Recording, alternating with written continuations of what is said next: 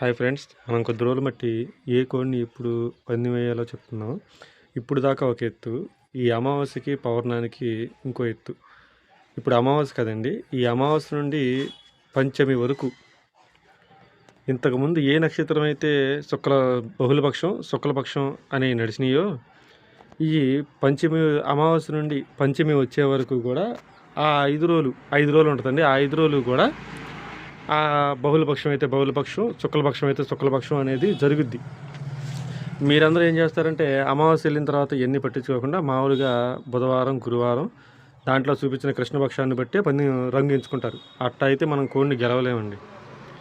దీన్ని మనం ఏం చేయాలంటే శుక్లపక్షం కూడా కృష్ణపక్షం కూడా అమావాస్య వెళ్ళిన తర్వాత అయినా పౌర్ణమి వెళ్ళిన తర్వాత అయినా పంచమి వచ్చే వరకు ఆ ముందు పక్షమే జరిగిద్దండి. కృష్ణపక్షమో శుక్లపక్షమో అదే జరిగిద్ది.